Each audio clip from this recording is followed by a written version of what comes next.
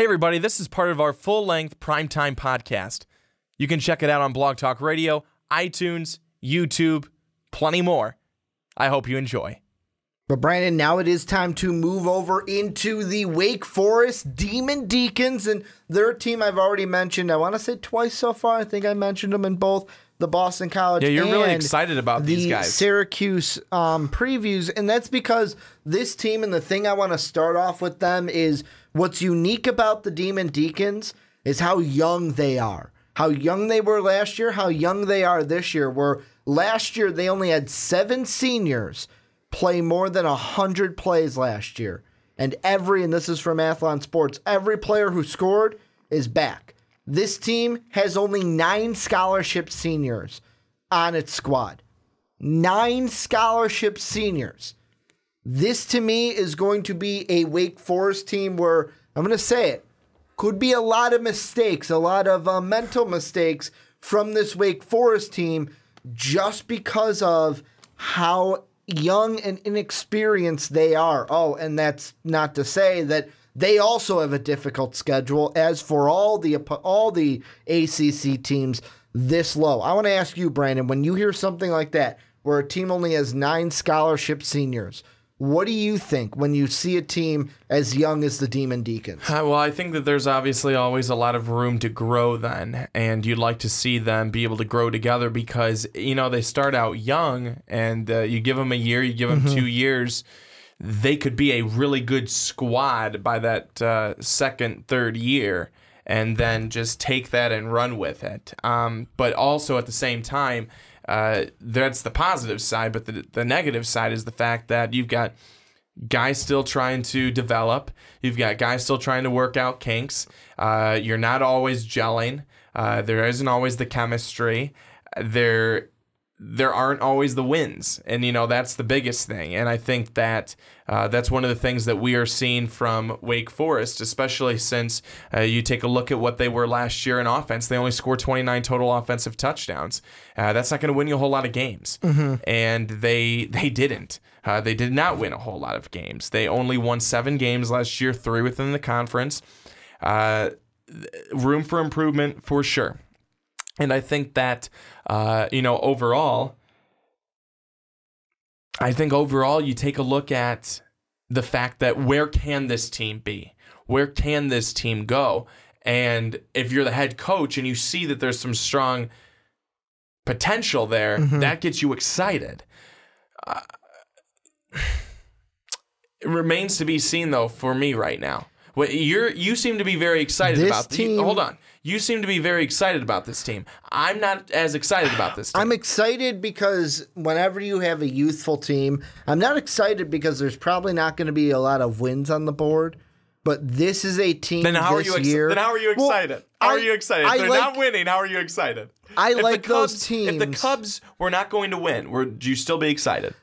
I would compare it more to the Toronto Maple Leafs. He wouldn't. He would not be excited. This is going to be a young team, and if I'm a fan of Wake Forest, I'm looking for the fun of watching a team grow. And another thing that kind of throws a wrench into this whole situation, not only are they young, only have 9 scholarship seniors, oh, that's right, they also have 4 new assistants on this coaching staff.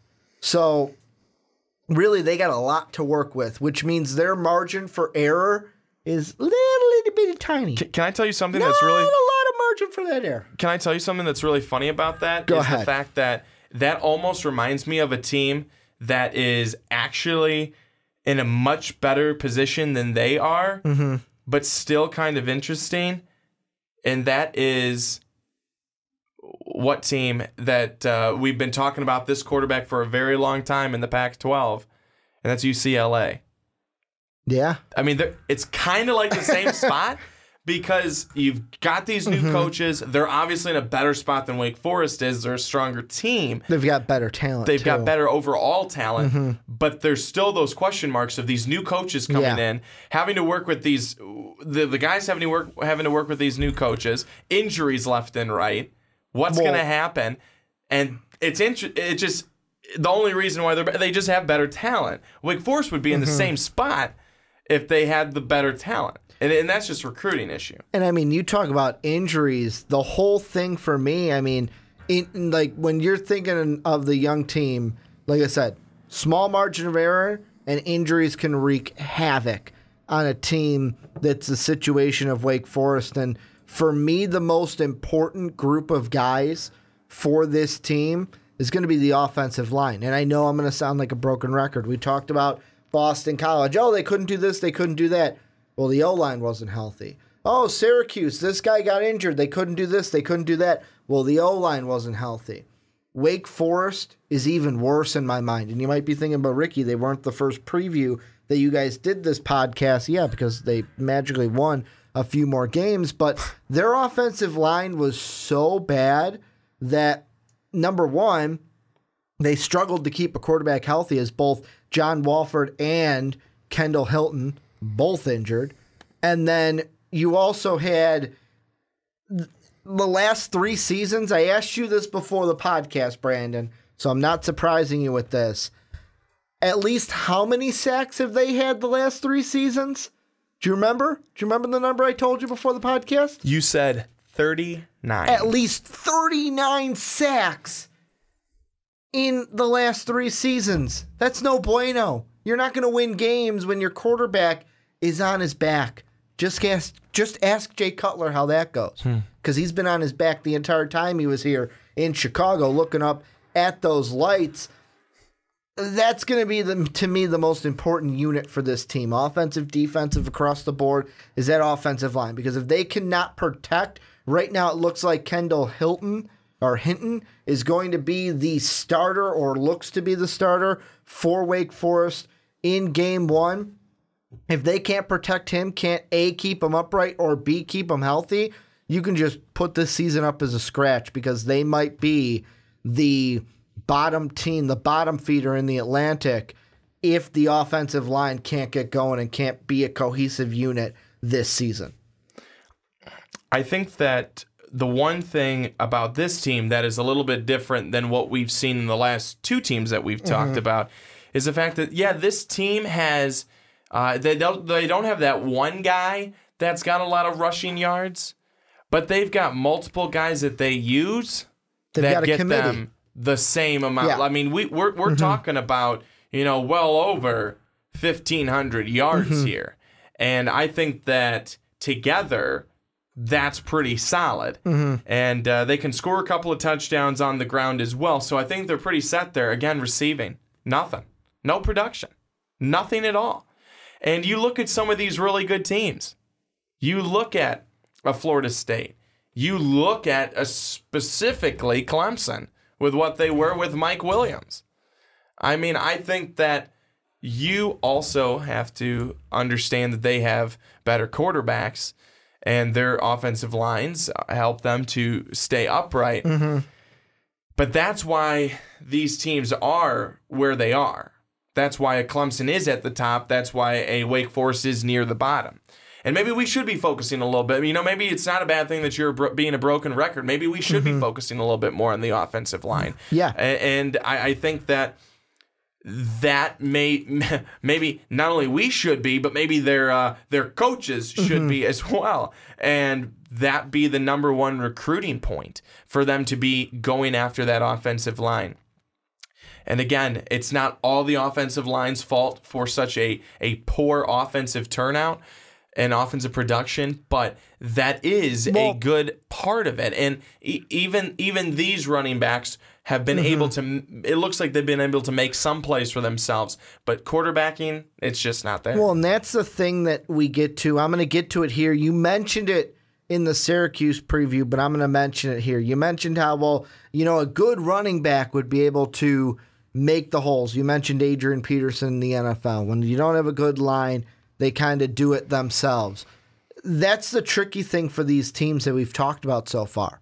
And we're going to get to, I want to say one more before we get to the upper echelon of this Atlantic division. But when you are at this point where your players aren't as talented as the Alabamas, the Florida States, the Clemsons, the Louisvilles, you're not going to have that same kind of our O-line's not great, but we can counteract it because we have player X at the running back position or player X at the quarterback position that can make up for that deficiency. They don't have that. And because they don't have that top-tier guy that...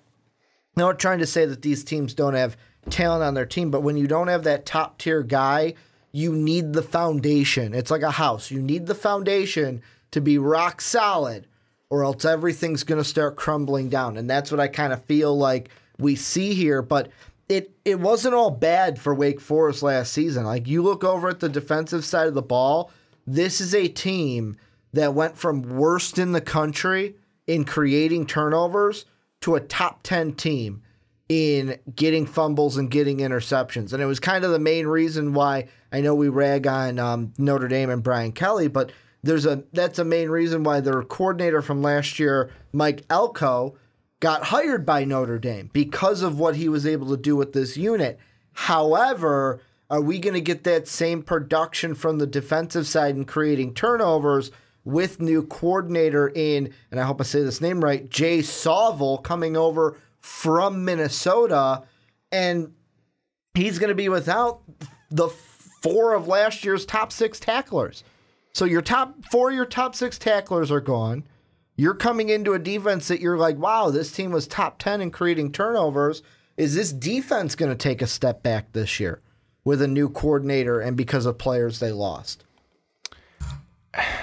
Yeah, but then you have to also take a look at what Minnesota was able to do last year too. Is that they had a pretty solid team. Not saying they didn't. And I think that you are always working with some different talent and everything like that. But I do think part of that is the coaching.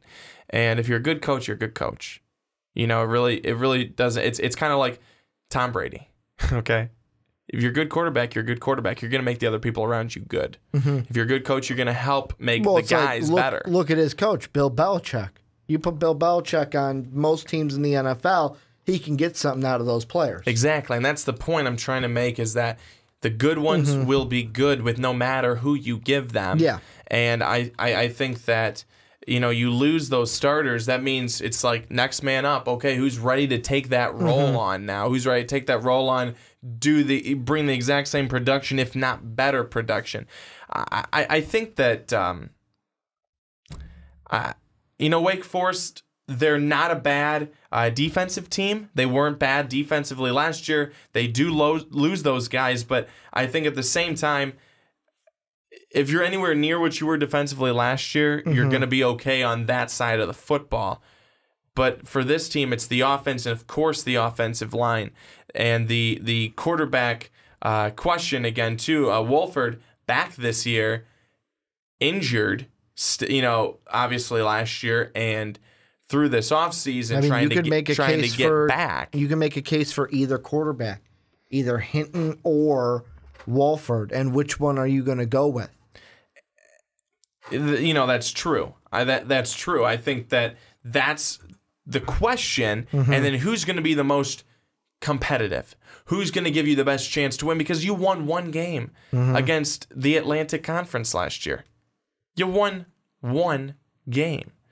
The 5 that you lost by 17 points per game on average. And that's not going to do you a whole lot of good. So who's going to give you the best chance to win? That's quarterback I'm going with. The receiving corps got to do something because they got nothing right now. I mean, no production there. None. And I think, end of the day, Wake Forest, this is probably where I see them again this year. This is about the same. I could see a similar start to the season this year that Wake Forest had last year. Last year they started off 4-0 and then 2 wins the rest of the season. I could see 3-1 to start the year. I'll give them everyone except Boston College. I'll give you a win. Boston College, I kind of want to say that they'll get the upset. I mean, I'm saying upset because Boston College finished below you guys last year, but after those top 4 games, it's going to be hard to get wins because Florida State, Clemson, Georgia Tech, Louisville, Notre Dame, I don't think you beat any of those teams. And then between Syracuse, NC State, and Duke, you got to win 2 of those games.